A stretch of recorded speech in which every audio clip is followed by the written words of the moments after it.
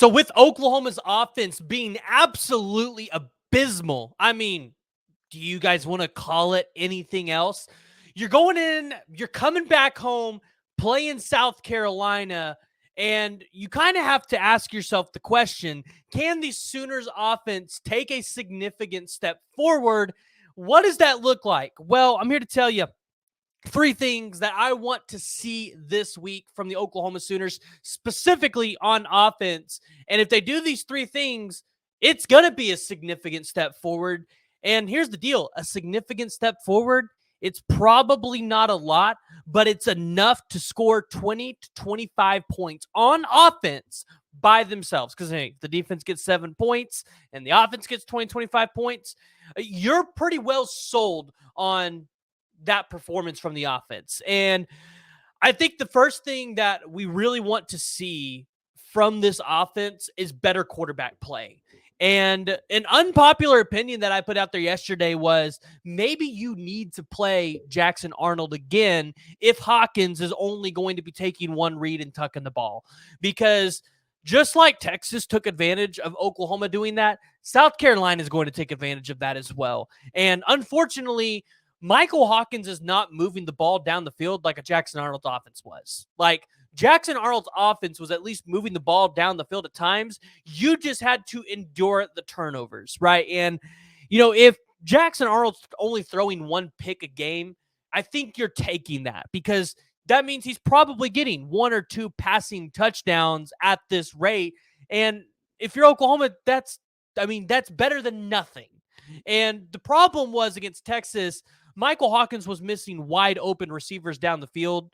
And again, this just comes from inexperience. This isn't a indictment on his play style or just him as a player. He's just young. He's not developed. He hasn't been in the system. Arnold's had like 3 springs with Oklahoma or something like that. Like it's been a little ridiculous. So if Hawkins by halftime doesn't have it together, I feel like you have to make the switch back to Arnold or put in Casey Thompson, right? We haven't even seen him this year. He's your most senior tenured quarterback on that team.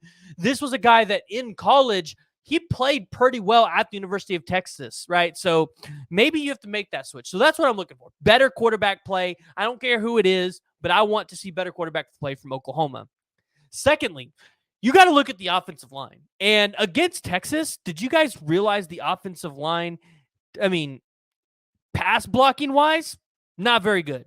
Got to the point where, Tarquin, he only played 25 snaps. Branson Hickman played 50 snaps, ended up getting replaced by Troy Everett, who had in 22 snaps had a pass block grade of 81.2. 81.2. So from the offensive line, you need to see that Auburn performance.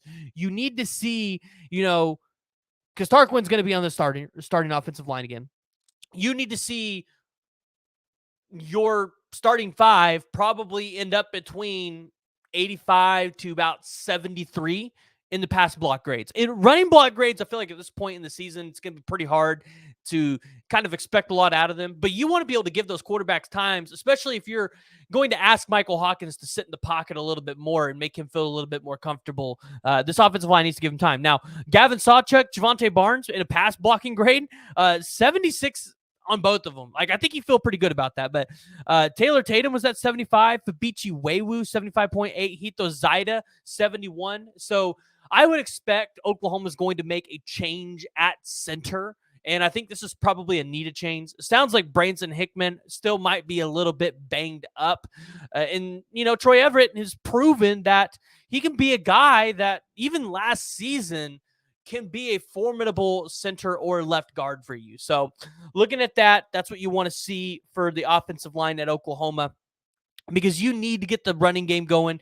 You need to get the passing game going. You need Jake Roberts to have a very similar game at the tight end spot that he did last week. If you guys look at this, Jake Roberts last week, 70.5, 83.2 in the run block, 70.5 was total offensive grade, 83.2 in run blocking, 69.1 in the pass block. He had the best run blocking grade on the team last week. So the offensive line, you need to see more out of them. You would like to see them kind of revert back to what they had against Auburn. If you're looking at potential starters, right? Again, Tarquin, Fabichi Wewu. I would like to see Troy Everett at center or left guard, but probably center. You want to see Hito Zaida at left guard if Troy Everett's not going to play that spot, and then Jacob Sexton at left tackle. I think you need Sexton to play the spot that he was intended to play. You need more continuity on this offensive line, right? We need to stop switching the lineups. We need to find the best five guys that can go out there and perform better for you every single week. Now, moving on to the third thing I want to see out of Oklahoma this week. I want to see a wide receiver actually step up in this room. And against Auburn, we kind of thought going out of that week, it's going to be J.J. Hester. Against Texas, you saw Zion Kearney have a good week, right? So are we going to say we need to see it out of Zion Kearney? Well, I mean, I would like to see both, but if I had to pick, I would like the younger guy who probably has a little bit more of a longer career with Oklahoma in Zion Kearney do well. And last week, he was your best wide receiver, guys. Like, he had 45 yards on 4 receptions. He had 4 targets.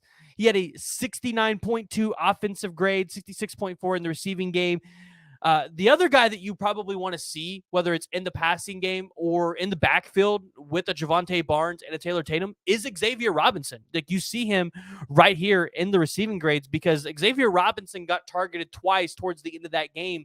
And if you're an Oklahoma fan, starting to see some of this youth hit the field, this is really good. This is what you've wanted to see. Like, if you're going to have a bad season, if you're going to go 4-2, you want to see this offense play some of these younger guys because that is the future of this team. These are the guys they're going to have to step up next year when Oklahoma has to endure some portal losses and things like that. So looking at the wide receiver game, I am eyeing Zion Kearney and J.J. Hester. I need to see one of those two wide receivers break out. If both of them decided to have really good games this weekend, then I'll take it. I will take it. But Zion Kearney was a guy that needed to see the field a little bit more.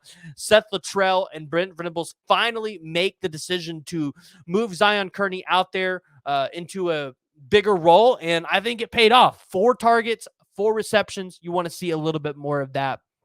And then, I mean, I guess I'm giving you a 4th point. It's not really a 4th point. You just want to see the offense be better, right?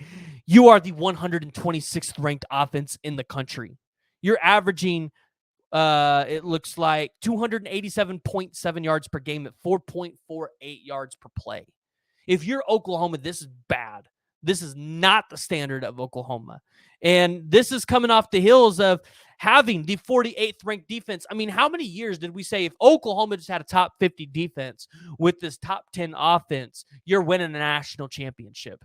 This is where we are at now. We are eyeing down the barrels of a pretty good defense. I mean, I don't think the 48th ranking really tells you how good this defense is. We're wasting it. So you want to see the offense be a little bit better. If Oklahoma can take a significant step forward, Oklahoma's not only going to win this game, but you go for the rest of the season with a little bit more confidence that maybe you could win 7 or 8 games. So jump in the comments below. Give me your thoughts on what you guys need to see from the offense to take a significant step forward. And if you guys haven't already, make sure you guys hit that like and you hit that subscribe button.